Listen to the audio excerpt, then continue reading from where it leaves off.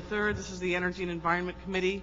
Present with me is Council Member Gruhl, and while we don't have a quorum at this point, we're going to proceed with the meeting. If we can have item number 1, please. Good morning, Madam Chair. Ralph here, with the CLA's office. If you'd like, we could actually, item number 4, we'd like to recommend for consent. It's a part of the Hanson Family Partnership. It's only a 400 feet easement change. Okay. I think so. Some agreement. Is there any objection to that? All right, well, we can't do that with them. Okay, we'll hold it until. Yeah, just hold it, but it'll be fine. Yeah. We'll get one more person here. Okay. Item number 1 relates to Environmental Affairs report relative to the Los Angeles Regional Collaborative for Climate Action.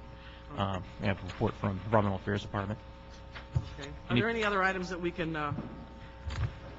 dispose of quickly? No, but you can hear number 2 right after. It's okay. I mean, number 1 and number 2 are fairly similar to some degree. Okay, great. So. All right, then let's do that. Good morning. Thank you for the opportunity to present these 2 motions. My name is Beth Gines. I'm the Assistant General Manager of Environmental A.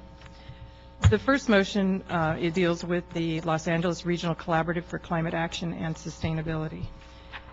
The collaborative is comprised of regional leaders from local government, from public agencies, environmental organizations, academia, and private businesses who have realized that we need to create some cross-jurisdictional and public-private partnerships to effectively address the challenges of climate change and sustainability in the Los Angeles region. The basic premise of the collaborative is that because we share the same air and water basins in this region, it makes sense to coordinate and cooperate, to share information, to share best management practices, and to build partnerships to develop some system-wide strategies to address climate change and to promote a green economy. These system-wide strategies may also include the development of the Sustainable Communities Plan, which is required by Senate Bill 375. I briefed all of you on this motion.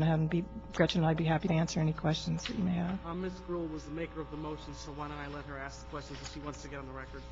No, I think that that we, adopted and asked to be part of this collaborative. It's such an important part, and our role and the importance of the implementation. So I just would recommend approval for them to participate in the Okay, great. Thank you. The second motion deals with climate change modeling. And in order for the City of Los Angeles to effectively plan for climate change, we need to develop tools that will provide us with a view of the effects of climate change on our public health systems, ecosystems, infrastructure, water supply, and other sectors.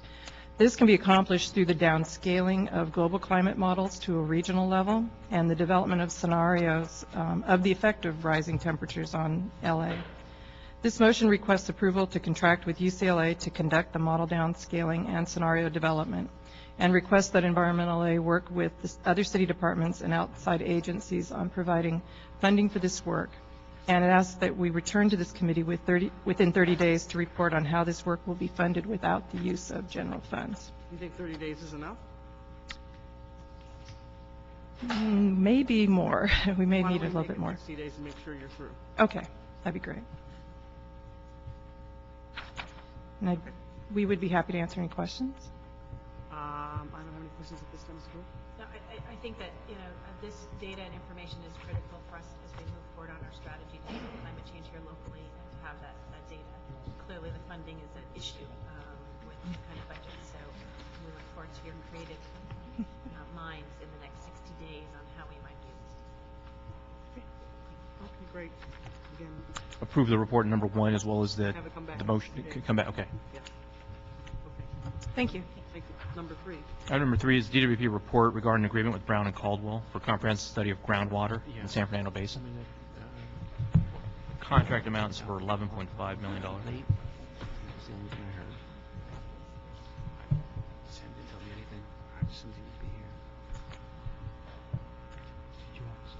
Okay, who's first?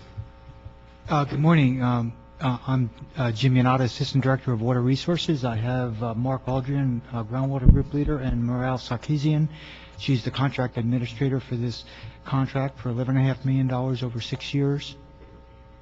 Mark, do you want to give more specifics? Sure. Let me just give a little more detail. The purpose of this is to enter into a professional services agreement between the Los Angeles Department of Water and Power and the consulting firm Brown and Caldwell. As Jim mentioned, it's an $11.5 million contract for 6 years. The purpose of this is to conduct an independent and expert comprehensive study of the San Fernando groundwater basin and provide recommendations and assistance in developing and implementing programs or projects that will help us to maximize the use of this groundwater supply. The local groundwater is about 15% of the Los Angeles, city of Los Angeles's water supply, and in times of drought can amount to approximately 30% of our supply, so it's a very important resource. The primary source of local groundwater for Los Angeles is the San Fernando Basin, and that's about 80% of our total groundwater supply. While groundwater is an important part or component of our portfolio, our water supply portfolio, groundwater contamination has continued to limit our ability to fully utilize this source. The GSIS, or Groundwater System Improvement Study, needs to be done expeditiously to avoid additional losses to our groundwater supply due to contamination. This has resulted in the city's inability to pump our full use of our water rights. We're entitled to 87,000 acre-feet from the San Fernando Basin, and we have not been able in recent years to do that due to contamination. In fact, 54 of our 115 production wells have been shut down in the San Fernando Basin. We haven't been able to utilize those. Loss of this supply source, along with restrictions on imported water supply from the California Aqueduct, as well as environmental mitigations in the Eastern Sierra, have resulted in a serious water supply situation. Regaining full utilization of this groundwater is essential to have a sustainable water supply for Los Angeles. Also, the Groundwater System Improvement Study is one of the key action items in the mayor's strategy for our water plan securing water supply for Los Angeles, and that in terms of accelerating the cleanup of the San Fernando groundwater basin. At this time, we would entertain any questions you may have.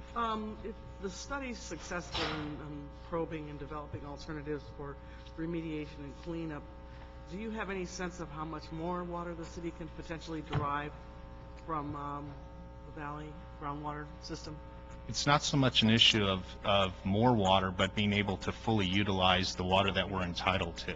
Yeah, this past year we were only able to pump about 60,000 acre-foot. That's because of the amount of production wells that have been shut down due to contamination. We want to be able to, on an annual basis, be able to pump the 87,000, plus we have over 400,000 acre-foot of stored water credits within the basin. So as Mark said, in dry years we'd be able to tap into that pump well beyond the 87,000. So that's really what we're up against. What is the level of depth and breadth of groundwater contamination in the valley, and what are some of the techniques that you will be using to clean it up to the level that ensures health, welfare, and safety? Well, what we have primarily, most of the wells are impacted by VOCs, volatile organic compounds such as TCE and PCE. You could use air stripping for that. You could use GAC, or granular activated carbon, to address that. But there's also other emerging contaminants such as chromium that requires advanced oxidation, and potentially we've got to put in advanced treatment to address the other emerging contaminants. But at this point, a majority of the wells are impacted due to the VOCs. What this study is going to do is going to characterize the water quality in the basin and identify what treatment technologies we need to implement and where at our major well fields, for example. So my guess is that 5 to 10 years from now, once we get this study, we could start developing these projects so that we'd be able to build the treatment systems in for us to be able to fully utilize the basin. All right, so you're going to come back, and once you've done your assessment, how long will that take? The study is for 6 years. As part of it, we're also going to be drilling 40 additional monitoring wells to help really determine where exactly the contamination is, and again, with working with the Department of Public Health, identifying what the actual treatment technologies are. So we envision 5+ years down the road starting to develop the projects to put in additional treatment so we could be able to regain the I think you could groundwater. in 6 months and give us a little update of where you are. We could certainly do that. Okay. Yes. We've been joined by Mr. Garcetti, so we now have a forum. Sure. Is there any questions from my colleagues on this item? I have a question.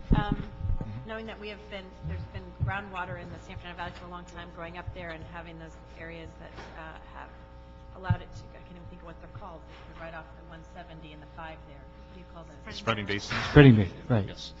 Spreading basins. Have we not done a study before?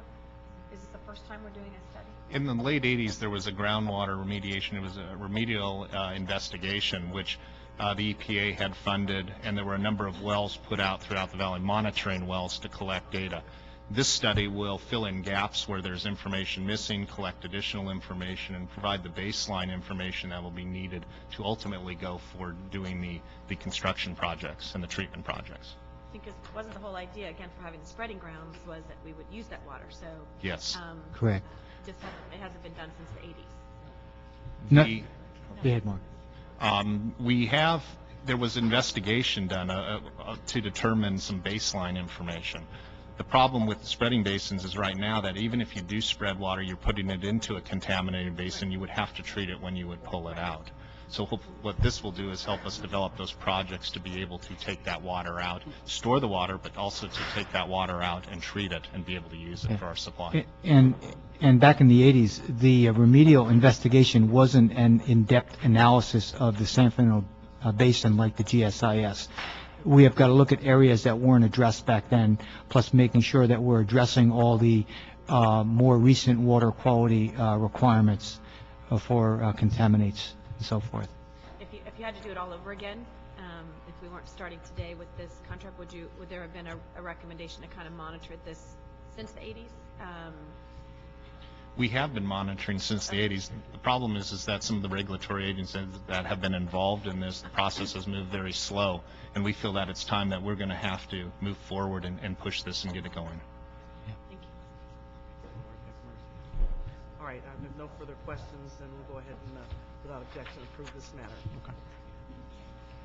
4 was a consent item. Would you like to maintain that position?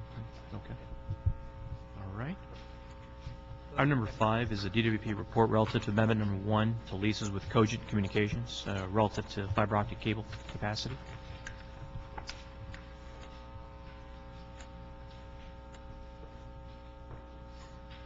Who's on first? Hi, I'm Matthew Lamp. I'm the Chief Information Officer for LADWP. Mike. Thank you. Matthew Lamp, Chief Information Officer for Los Angeles Department of Power and Water. Thank you for hearing this. This action will allow us to proceed with a long-term lease agreement and specific right to use leases for fibers with a long-term customer of LADWP, Cogent Incorporated. They have been a customer of ours since 2001. This action essentially will extend for long-term their lease agreements with us that expire in 2009. And does DWP have an opt-out clause if at some date? Yes, we do. We have a one-year termination. Okay, with notice. And tell us how much revenue these lease agreements are going to generate for the department. It's $433,634 annually. For the most part, there are only 4 new connections associated with this. So for the most part, there's very limited new build-out or use of additional fibers in the network as part of this agreement. But it does make use of some excess fibers we have in the Century City area, where we have not been providing been able to provide a lot of service. So this lease agreement will enable you to extend your reach? Yes. Okay. Any other comments? No, thank you. Just one quick question. Is this, as part of our budget, there was a certain amount we were getting for fiber optics. Is this part of that? We are purchasing, what went through council recently was the conclusion of the purchase of city fiber. This actually is fiber that we already have, that was DWP fiber, but it's very much related. What we'll be doing is essentially integrating the two fiber networks to give both the most options to potential customers and to city agencies, whether we need to reach them with our fiber or what was city fiber. The only caveat I have to add to that is that some of the city fiber, the city obtained it with restrictions, so it can't be used for third parties. It can only be used for government purposes, and we have to make sure that we manage appropriately and use the right fiber, for the right purpose. So this is different than I can't remember, it was 10 million, Right. 20 million, it was somewhere around that amount. This is part of our ongoing operation, but it really is, it is related. It will be all one fiber network that we're operating. Thank you. Okay, thank you. That'll be the objection. Okay. Right, now on to Number 6, the comprehensive solar plan. You had continued this matter from your December 2nd meeting. We had a variety of questions for the department to respond to. They provided a report, which they submitted yesterday, and we have staff from DWP. one thing before you guys get started on your report, and I'd just like to have you answer this for me because I read it in the paper this morning and I'm concerned, and I'd just like for you to straighten it out for me on the record. There's two consultants who were involved in this. Tell me their names again. Huron and... Huron is a firm that we retained, Madam Chair, and PA Consulting would be a firm that was retained by, I believe, the CLA's office. Now, the PA Consulting firm made some comment in the newspaper today, in effect being told to stand down because their outcomes were not acceptable, I guess. And the controller then raised an issue of concern, citing that there should be the ability to speak freely and on the record. And I was wondering if you could, just make a comment for me, because as somebody who's reading this from the outside, I don't really understand what's going on, and I'm just wondering if you could shed some light on that. Sure. We had actually talked to the general manager about this. The issue was that we were going to be hiring a firm to help us with our strategic planning effort. Apparently, it's been about 10 years since we've done a type of strategic planning exercise with the entire staff, the executive staff, and we were contemplating hiring a consulting firm to help us with that effort. PA Consulting was being considered for that exercise. In light of some of the comments that were made on the study that they had done for the CLA's office, it was considered, from the staff's perspective, kind of a loss of confidence in terms of their ability to lead. DWP staff? Yeah, this would be DWP staff and executive staff, management, all of the people who were going to be involved with the strategic planning exercise. It just seemed as though it would be somewhat inappropriate to have PA Consulting, from a confidence standpoint. This is a group that's going to lead us through an exercise where we're going to be planning out our strategic plan for the next, 10 years.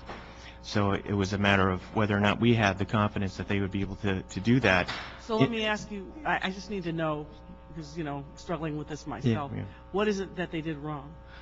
It's not so much that they did something wrong, Madam Chair. It's more the fact that in the process of their crafting this report, on which so many people, yourself and other key players here in City Hall who have oversight of the Department of Water and Power, are placing a great deal of stock in this study that they had done. The fact that they didn't talk to staff, they never looked at our report, they hadn't obviously had any conversations with us prior to crafting the report, gave us pause, frankly. In the same report, they also criticized the department. They criticized a plan that they hadn't analyzed. It seemed as though it's a concern for us in terms of how they think about the department. The staff cannot have confidence. A group that doesn't interview staff, doesn't review things, and then turns around and renders an opinion that's very important. And since you're speaking on behalf of the department, you don't have a problem with them criticizing the department. Absolutely not, ma'am. Is your problem that they didn't interview the staff in criticizing the department? The problem is that they rendered an opinion without having talked to the staff and without having looked at the plan itself, and it just seemed inappropriate. And so it was a question of their were they retained judgment. in the process of an RFP? For these Strategic planning, no, I think it's under the general manager's purview to hire them using his own discretionary funding Then ability. Are they terminated and, They were never hired, ma'am. They were never hired. They were being contemplated for that exercises, but they were not hired. so was that report that they prepared kind of a dress rehearsal to say, hey, look, this is what we can do? I'm No, I think, Madam Chair, they were there for the 5-year audit that the department was going through, so they were hired under a separate contract. So as they were doing that project, this request that came, that I think it's a matter of the detail that they put into it and the effort that they put into it. Within a couple of days, they issued an opinion about a large project that warrants the type of details that Huron put on it. They put over 500 hours Did of. they issue that opinion on their own, or were they asked to do it? They were asked. I'm not sure. I mean, it wasn't the department that asked them to render an opinion on the solar plant, but they've issued. My understanding is a couple pages of opinion of what they thought the department can do and not do. And I think from the staff's point of view, it was a matter of the due diligence that needed to go into something big like this for them to be able to give us a credible opinion, just like Huron did. The report came in yesterday, and they've done over 40 interviews with industry leaders, installers, manufacturing. They've looked at all the aspects of this program, and they've given a range of possibilities and options for us to be able to choose from, to implement this successfully. And that's the kind of details that I think we were expecting from. Well, let me just say this to you, and please take this back to the department. I would feel very, very disheartened if we were in a climate that politically quashes dissent and discussion and analysis or conclusions that might skew in a direction that one would hope for. I think it's okay to disagree, and it's okay to have critical discourse. I think that actually makes for a better project or product in the long run, and I think it's better for the public to be able to consume that kind of information and process it and reach one's own conclusions. Now, I understand that you may have difficulty in terms of comparing what one consulting firm did versus another, because it sounds like from category to category there was not apples to apples and oranges to oranges in terms of the numbers of interviews that conducted. I'm only saying that based on what you've just told me now. I don't know that to be actually accurate, but I'm assuming that what you're saying to me is accurate. And from that perspective, yes, maybe there was a problem in terms of having something in depth with modeling that was comparatively the same. But it does give me pause to think that we are now in a political climate where if somebody reaches a conclusion that somebody doesn't like, you basically, that other company, their relationship probably with the department is over with now. That's obviously within the prerogative of the general manager and the hierarchy of the department, but I don't think it benefits the public in any way to have just one opinion on the record without having a counterpoint to that.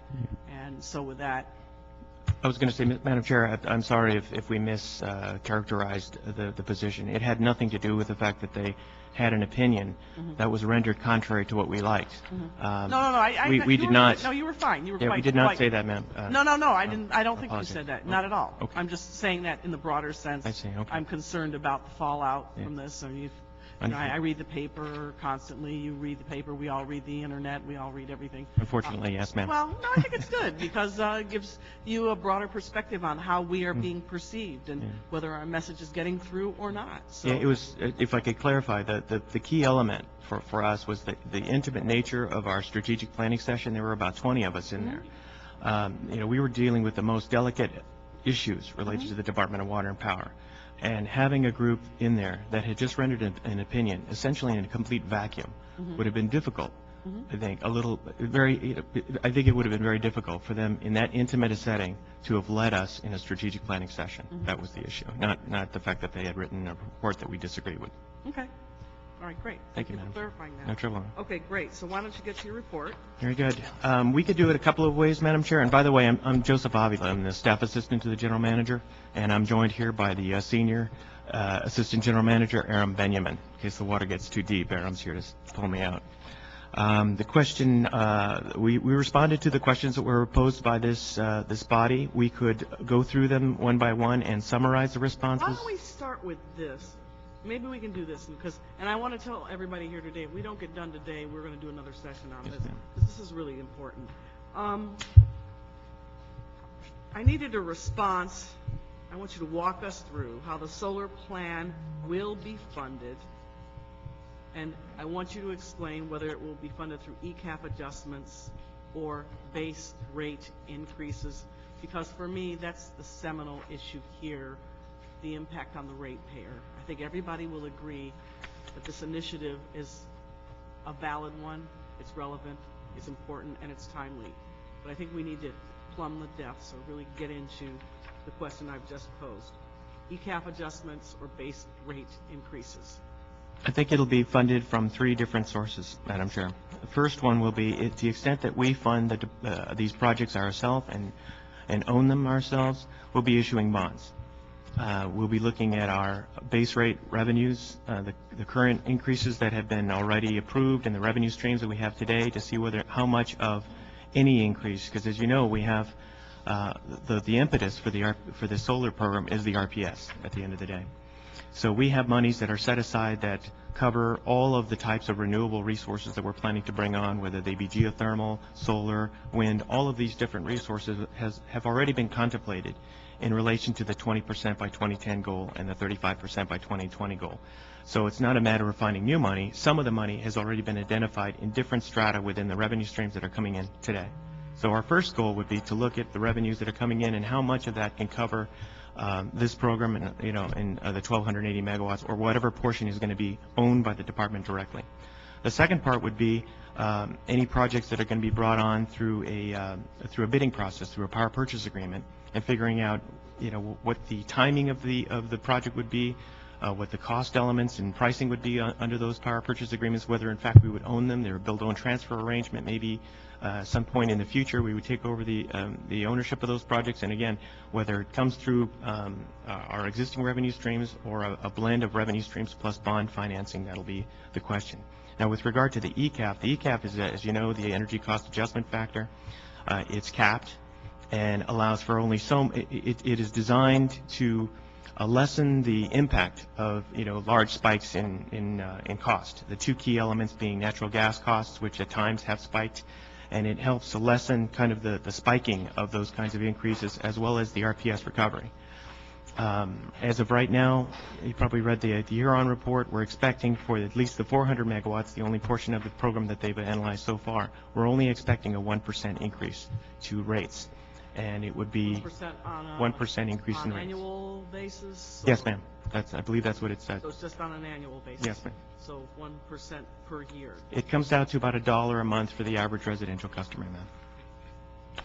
Forever? Forever, yes, ma'am. For as long, for that portion of the program through its installation program. And then once the debt has been amortized in relation, I'm sorry, ma'am? Then it would plateau once you have the installation? Correct. The increase would stop? We would stop, yes. And once the debt associated with those installations had been retired, it drops to zero, actually. Now, just as a possible scenario. The advantages of solar, If CARB pursues the cap and trade program as the CPUC and CEC have proposed, what's the projected cost impact to the department? Now, in your report, it's considered a significant wealth transfer proposal. Would you just give us some more detail on that? The cap and trade is something that we're very concerned about. We're very sensitive to the fact that we generate 76% of our power, 44% from coal and 32% from natural gas. We have a considerable size greenhouse gas impact as a result of that generation blend. And we have been pushing hard, and this council has been very helpful in terms of voluntarily accepting a much higher threshold, in fact, a nation-leading threshold for RPS at 35%, with all due respect to the governor. So we're trying very hard to change the composition of our generation resources through the RPS process.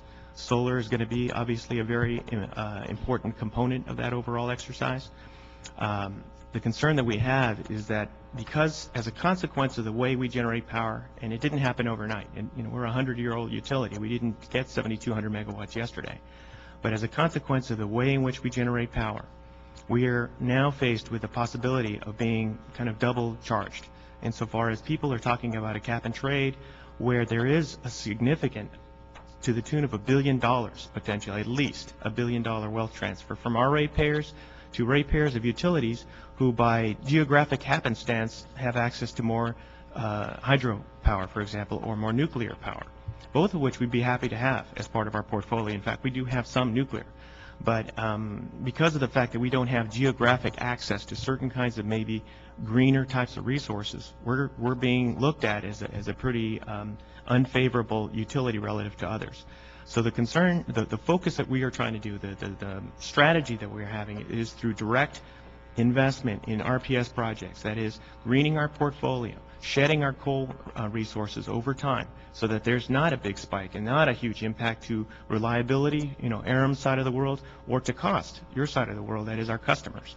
We're trying to say we're going to do this in a methodical way so that there's not this dramatic shift from all fossil fuels to all green, because practically speaking, we can't do it.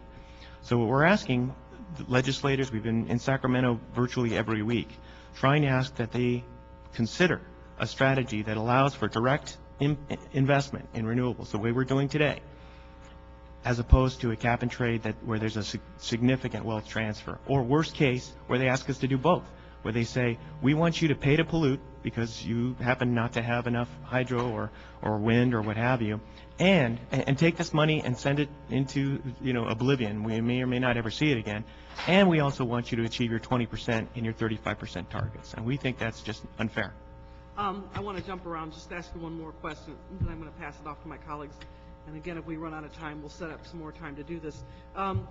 We are clearly in an economic downturn, and we found out a lot since the last 2 quarters about some of the investment banking firms and the good or bad advice that they had been given. And I'm concerned that some investment banking firms have played a role in affecting the economy in giving poor investment advice, and in some cases actual self-interest. And obviously I have a concern that this might play out in this scenario, and I'm wondering on the Huron report how dependent this report was on the analysis conducted by investment banking firms like, for example, Morgan Stanley, J.P. Morgan, Barclays, and other industry trade analysts.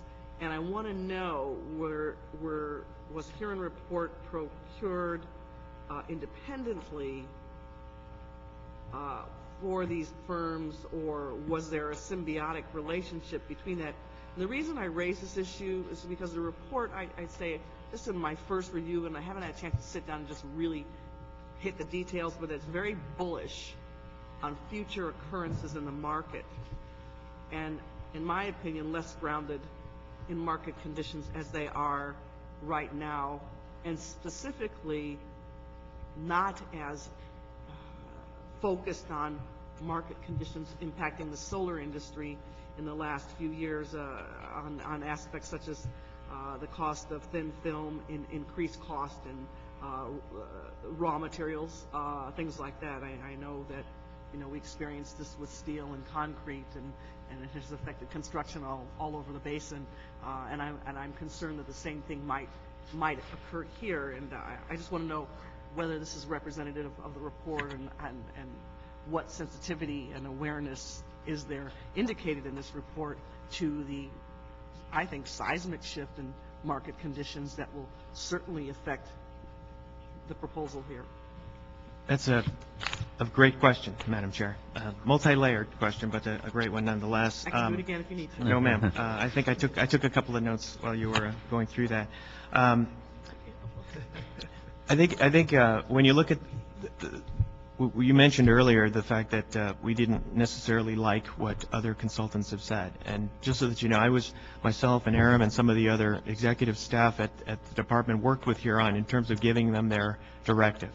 First and foremost, Huron was selected because they were selected previously by council. We thought that given that through a competitive bid process they were chosen previously by council, that if we were to choose them, and some of the team members are from Barrington Wellesley who did the last 5-year study, we felt that they would have confidence that if they did the study that they would feel that they'd have some degree of confidence in the results.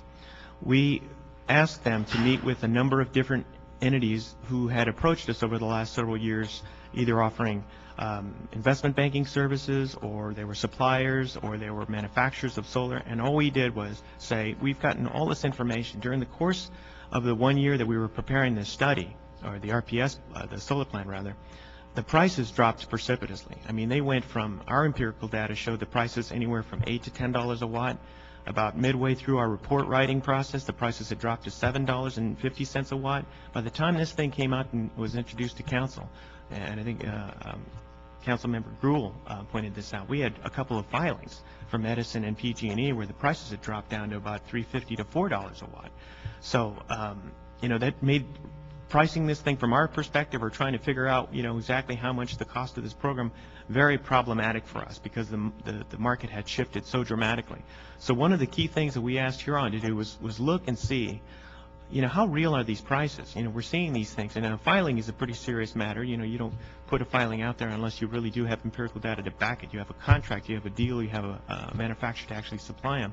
But we wanted them to go out independently. We didn't attend the meetings. We just sent, here are the companies' names. We want you to do an independent analysis and investigation of two things. One, are those prices real? And number two, do they have the bandwidth to actually supply that much solar? Both for us as well as the other players here in California who are all kind of moving towards solar, both PG&E and SoCal Edison. All of that, exactly. And when we talk about bandwidth, what I wanted to know is where are you getting your material, the polysilicon materials, how many suppliers do you have, what kind of capacity do you have to provide this much solar based on our schedule? You know, we have a ramp-up schedule that's reasonable, we think, but nevertheless, you know, we're not the only player that's looking at solar. There's, you know, obviously Edison, PG&E, and the other utilities in California as well as the rest of the nation, is we're all buying from the same, you know, handful of key suppliers. So we wanted them to not only check to see whether these prices were real so that we could do some kind of modeling, but also we wanted to find out whether they had the wherewithal to supply from a, you know, all the way back down the supply chain. You know, you talk about rebar, metal, concrete, we want to know, you know, do they have enough polysilicon to supply all of these suppliers who are all simultaneously moving towards solar in California? And the answer came back, you know, yes. As far as J.P. Morgan and these other entities, these are the remaining players. I guess if there is any comfort to take, you know, they're the players who survived. So to that extent, they're doing something right. Now, we didn't. I don't know if there's any synergies or any of the, you know, comments that you made, ma'am. But we know who the players are who are still standing, and they were the companies with whom they could deal with as far as getting empirical data on the financing side or any kind of advice to that effect. Thank you, Madam Chair. I don't know if we'll be able to get into everything today, but I appreciate your offer to continue this item if there's more. You know, I look at this, first of all, I want to thank the department for the report. We asked for it in a pretty timely manner, and it's coming back that way as well as with all sorts of other reports that are dropping from the trees these days. I want to say how exciting it is to have the city talking solar. As I've mentioned here before, it was a very lonely place for many years, and it's a great place to see folks, even as people agree to disagree on certain aspects. It's not really a whether, it's how debate, and I think that's a very important place. My goal as council member has just been to continue to push the department to be accountable to deliver clean, reliable energy at the best price for that. And that continues to be my motivation here in looking at this solar plan. Couple of things. I want to dig down into a couple of the areas. First, it was residential, where we kind of started this whole program in the first place. And I think the department, not necessarily under your watches, but the department had a great initiative out of the box that really helped place LA at the center of solar energy nationwide. It attracted manufacturers and installers here. And then when that petered out, to many of our chagrin, it really led a lot of installers and others to say, we don't even want to do business in LA. Some of the manufacturers packed up and went to other places, and we really were set back quite a bit. And so we have to do it right this time so that we have this place that's friendly to a green workforce, green businesses, et cetera. And that's going to be critical, I think, to the success of an overall strategy. Also on the residential side, I know my staff and folks from DWP and others have been working very hard with other departments to make sure that doing the residential installation is made easier, both from the building safety side, which I think we've resolved, and the fire department side, which we haven't yet resolved, but need to do that as well. I'll return to the residential in a second. In terms of looking at this comprehensively, I want to ask a process question, which also involves our chair and both members of the committee, because some of us went to the announcement that the mayor made on kind of the comprehensive solar plan, and I think many of us, without necessarily adhering to the numbers exactly that the mayor put forward, have agreed that this has to be a combination of our own owned and operated solar power, a private sector component with feed-in tariffs as a part of that, and residential. And I know there's others that we are looking at as well, including potentially solar heat and a Mojave array. In looking at each one of these, though, the process question I have is, it was when I kind of said, well, these will all come to council, I was told by the mayor's office, well, many of these things don't have to come to council at all. What is the process that is envisioned by the department for this, and whether or not it will come to council? Because council is where we can either put it to people for a vote, which is about as democratic as it gets, or we can have these hearings, et cetera. Not to say that the board doesn't also have public comment and stuff like that, but I think that we can help shine that light as bright as anybody. And is it your sense that a lot of this is just for our information and you're going to do this and put it through the board, or is the idea to bring this entire plan for the approval of the council? And if that's above your pay grade, just tell us. We'll take a shot at it, Councilman. The couple of the components, they by process, they have to come to council, because like the 500 megawatt concentrated solar, they're the long-term PPAs, and that 500 portion will come to the council. The 400 megawatt owned and operated by LADWP, because we're going to be using our own forces and implementing it. That portion, if it passes, then it's going to be basically we will give you information on as far as the implementation, how we're going to approach it. We're well familiar with the governance on that, and we brought that to council. Right. And actually, instead of passing it ourselves, it's before the people. Right. So that would be something that we have to, by requirements, we have to report on how we're going to implement it. So that puts us at 500 plus 400. That's about 900 that council will be involved on all the aspects of it. The 100 megawatt, the sunshare component of it, we haven't developed the implementation plan for that, and it could take several options, that we could use. For example, if we use the right-of-ways for our transmission line, it could be 1 megawatt, 2 megawatt pieces that we would prepare a feasibility study, and then we will go and get those implemented to come up to the 100 megawatt sunshare targets. So that could be combination of our board approving the specific sub-projects to go forward, or if it's a bigger program, for example, 10 megawatts PPA, if we bring a third party to do the sunshare program, that would be also coming to the council for approval. The tariff, the feed-in tariff, that's something, because it's a change in the way we do business and as a utility and as a city, that my guess, and I could be wrong in some of the details, but it will come to the council for approval, because it's opening the markets for feed-in tariff, that we would propose a policy, formulate a policy, and then bring it to the council for approval, and that would be under the council control also. The rest of it, the residential, the SB1, it's gonna, my assessment, it's gonna go on as planned, with the incentive changes that we've made to the policy, and our general manager, Mr. Nahai, has asked us within 2 months to put up a comprehensive policy analysis on the residential side to make sure that we're not incentivizing the areas that that we need to maybe get a different approach to the development throughout the city, to make sure that few customers are not benefiting the largest amount of money from that part of the SB1 fund that we have.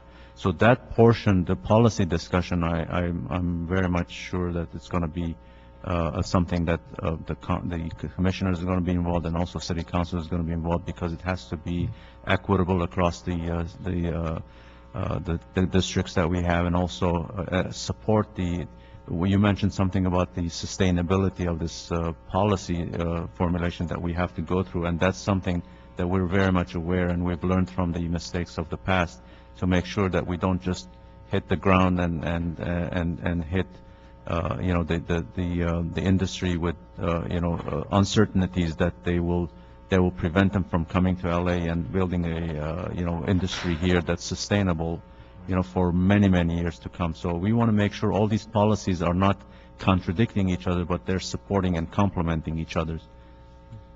The three principles for me for a solar program is well, there's probably four. One is cost, second is reliability, the third is competition, and fourth is then some sort of leverage. The leverage should be green jobs, the benefits of having the power distributed, et cetera. Competition, I think, is important. What I do like so far from what I hear in this plan is there are those who say this is just a point of information because we can't actively talk about a measure on the ballot in either for or against. But Measure B, there's been criticism saying, well, we're giving all of the solar to one entity. Now, in the past, when we've owned and operated without competition, it's usually cheaper as an aside. Nevertheless, I want to see public sector and private sector competing, because I think the more sectors that we have doing this, the price is going to come down. Everybody I've talked to in the industry, and I appreciate what your point was about the Huron report that actually dug much deeper. I have no problem with PA staying, going, whatever. I think that's up to you guys, and I hope that treatment is done fairly. But there is a difference between something. There was some helpful stuff in that, I think, that improved ultimately what was before the council.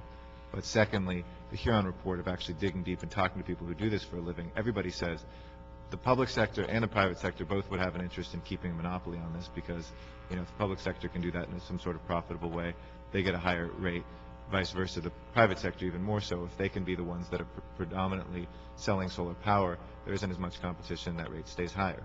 So I think we're doing a service not only to the city of Los Angeles, but potentially to the entire country for the cost of solar, if we are able to model a plan that has both private and public, and by private, both the big guys and little ones from the residential side as well. In terms of our ability to execute, that is, to me, the biggest worry I have. And it's not a reason not to do it. In my opinion, we can't afford not to do this, but we also can't afford to do it wrong. We can't afford to fall flat on our face and say we set these lofty goals and we didn't have the infrastructure to do that. So where I'd like to see some more robust analysis, it may be too early on, I've talked a little bit with the general manager on this in passing yesterday, is what is the infrastructure inside the department to do one of the largest initiatives we've ever done in our history. It's one that we should be doing. It's one that will go down in history if we do it right, as one of the great moments when we've changed the way that this department does business. But if we just think that we're going to hire a couple people who kind of do solar on the side, I mean, this is a central part now of the mission. And how much is the department changing its culture and its structure to reflect that, so that we have confidence that as we set the goals, they can actually be implemented? I can give you some information, Councilman, on the efforts. We recognize that this is something that our normal utility business doesn't if we don't change, like you said, if we don't structurally change on the execution side and make sure that the backroom support, the customer support and the systems we have are not in place, then even if we succeed in one part of this program and fail in the customer support side and the other side, I think that would affect the program negatively.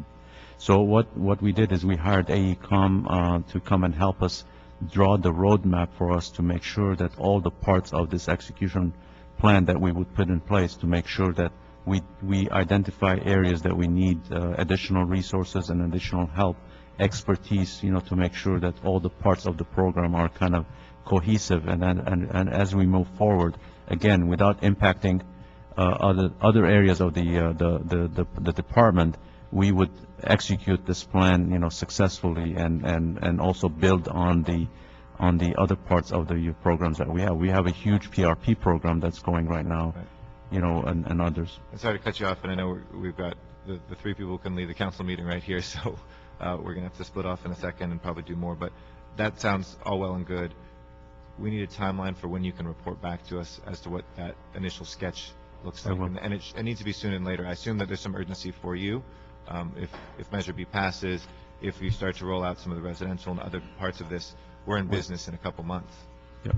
So We would be glad to share that information, also get your feedback and guidance on some of the areas that we're thinking on the labor side. And we can try to, but I see it more as a management issue. So it really, Mr. let us know Cardenas what has that is. joined us, and we're going to adjourn in just a second. But I want to ask our CLA to work with the city clerk to find us at least one more hour, possibly, if it's at all possible, maybe this Friday before council.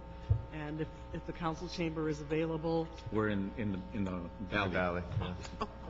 You have your meeting, yeah. I'm willing to skip AQ for this if I have to, or Within the following week. Go to next Tuesday before council, and get us at least one more hour, as we have Ms. Gruhl and Mr. Cardenas. We can do next week if we need to. You think next week will be better? Yeah, I think Friday's going to be tough. Okay, why don't we go for next Tuesday, and then get us an hour before council. We can do it up here, or we can do it in the chamber if we have to. And let's plan, as I still have more questions. Yeah, can I ask one quick question, Ms. Perry? Because I'm confused in reading that, and I had a conversation yesterday with the controller on the, and seeing Mr. Nahai's comments this morning in the paper, on the IDAA report that's done every 5 years. You're suggesting PA Consulting, have they done any other review in their report that they're putting forward? Because it suggests that in the report that the controller's coming out with, that it similarly says, or the same thing that they said in that quick and dirty report they did, and that, is that the case? Is that accurate? And because IDA was, so that's what I understand in the comments. It kind of goes to what Ms. Perry was saying earlier. And maybe it's a question, to answer, but I think there was the brief report that the CLA had. There was the report that the DWP did prior to going to the City Council, which outlined at least where they thought it was going to go, and was dependent upon previous work you had done on getting to 20% by 2010 and 35% by 2020. But I was confused by the statements made in the paper today. If the PA did additional review, and that's part of the IDEA, or was that they're including in this report that's supposed to be released this week the same information? I can tell you, Councilwoman, from our operational point of view, when Huron did their studies, they've spent, I had tens of, maybe 20 staff members spend almost full time just getting the information, assembling it, and for them to analyze and come up with the conclusion. I have not seen any such request from IEA or anybody else to do any information gathering or anything like that, because it has to come from my staff. Okay. So that's why I'm not sure how the conclusion was arrived at, what basis, what assumptions they were made. So I'm not privy to the information that came out, but I know from my operational point of view, there was no effort from our side to even assemble any sort of information for them on this particular. PA Consulting's doing the overall Yeah. IDEA, and I don't know if they did it. Did they do it the last one too? I mean, is this? No, this makes Barrington sense. Wellesley did the last Barrington one. Wellesley did the And some of those staff are part of the Huron team. That was part of the reason why we selected Huron to do our Right. our study. I have additional questions too, but I just, that was a very timely question that was raised today, and so I don't know in the, maybe we can ask the CLA's office, because I know they've, from the controller, what she mentioned yesterday, is there'd been some discussion in finalizing the IDEA report with the department and with the CLA as to, and that it suggests in this, the article I was reading, my paper hadn't been delivered when I left this morning, so I read it real quickly now, but is suggesting that the IDA report contains the same concerns, and that's what I want to be able to ascertain. So if you could let me know that. Yeah, and we're addressing, I know there was a labor component that said we don't have the capacity to, and there was some misunderstanding because nobody asked us to clarify that on this until we saw the report. The way we're going to hire for the solar, we have the exempt program that we would hire. It's not a civil service process, so there's some misunderstanding as far as the staffing levels and how we would go execute so we could clarify those issues as we go forward. When we come back, yeah. And I have more questions too, but we Sure. can We'll come back. ask them and maybe even give some of them to you. Yeah. Just for the record, then, we had Mr. Cardenas, Mr. Garcetti, Ms. Grew, and myself here present at the committee meeting. And I have asked the CLA and the clerk to find us an additional hour next Tuesday, if at all possible, so that we can go deeper into this. Before I do adjourn today, there is a card here from an Elizabeth Crawford. If you want to come up and make your comment on the record now. Yeah. While she's coming up, Madam Chair, I just wanted to make a point of clarification, put my CLA hat on for a moment. The entire 1,280 megawatt program, all of it will go to the board. So consequently, all of it will be subject to a 245 action on the part of council. If it doesn't go directly, you'll always have access to it through that mechanism. Thank you, Councilmember Perry. Council members, thank you for the opportunity to speak. I am part owner of a new startup company called SunPower Systems. We are a private financing broker, pretty much, for solar utility scale projects. And within the first 6 months, we've been lucky enough to come up with $20 million in private contracts. And so clearly we've been watching this Measure B process very carefully. And I wanted to say first up that we're very pleased to see the depth of discussion that's going on and the questions that are being asked and the full extent to which the public's interests are being represented and found out. By the same token, I would also love to say how much I appreciate that everybody is aware of the scope of this. Los Angeles has to solve its problems. As you know, we've got 3 million people arriving between now and 2030. Those people have to, get services somehow. Department of Water and Power is in the position to where they have to make a choice either to invest this sort of money purchasing outside power, fossil fuels, basically building a coal plant, or jumping into the 21st century and doing the equivalent of a coal-fired power plant on existing rooftop space. I have to say that I've been watching the solar process very carefully, the whole industry, for the last 30 years, and this really is a perfect storm where the political will, the technology, the environmental situation, and most importantly, the voters' will is such to where we're in a position that we might not see for another 10 years. And so, is it perfect? No. Has it been rushed? I'm the first to agree, but I have heard tremendous willingness on the part of the Department of Water and Power Management as well as the personnel. You guys are really great. You answer the questions, we show up unannounced, and they drop everything in order to answer our questions about can we continue to do private solar business in the confines of Los Angeles.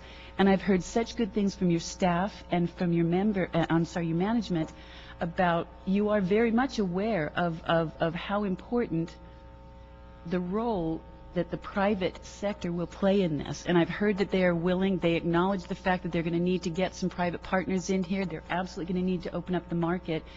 And if I would make one last suggestion, I think one of you brought it up here just a moment ago, give an extremely strong boost to the existing residential programs. Fund that puppy. 10 years worth of funding would be 1% of this $2 billion. Get the public industry into this to be your partners, and we will get the entire city online. We will match your speed. Yes, sir. Thank you. Can you, based on you working on this for over 30 years from the private sector, Working out for the last couple can of years. you Go ahead. tell me to the nearest $1 billion how much you think we're going to need to infuse in infrastructure in the footprint of the city of Los Angeles, i.e. DWP, about how many billions of dollars of infrastructure we potentially need to invest in order for us to get to a level that we should be able to attain? Well, that's such a sliding question. What's great about solar is that you put it on existing structures, so the actual infrastructure is almost negligible. You buy the panels, you bracket them down, you put it in. We understand that. Right. But the thing is about how much is the gross amount of investment that you guesstimate that the city of Los Angeles would need in order to meet the possibility of fortifying us with as much solar and/or green energy and/or whatever somebody wants to describe it. Do you understand what I'm asking? I do. How many billions? The question is 100% solar powered, or only taking care of the growth in population that we expect, or getting us off fossil fuels altogether? Getting us off fossil fuels altogether. We ought to call Congress on that. Okay. TARP. Thank- Just because we consume. You answered my question honestly and perfectly. And my main point is this. As an elected body and appointed body at DWP and staff at DWP, all of us have both a clear legal responsibility and fiduciary responsibilities to make sure that we understand what our abilities are and how to get the maximum amount of positive change for our community on this subject matter, but also do it in a way where we are not looking back 3-4 years from now and say, gosh, wow, we went on the wrong path there. Shucks, too bad we wasted $2 billion.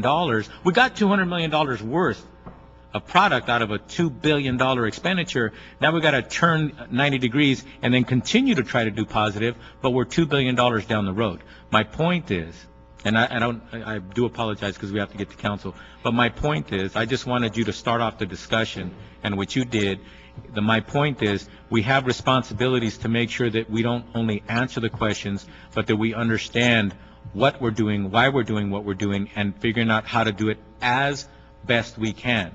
But We never expect perfection from any department within this city. We're all human beings. We're not expecting perfection, but we are expecting for us to be able to embark on these responsibilities and try to be as effective and efficient as possible. Yes, sir. We're going to have to adjourn. You can continue your conversation.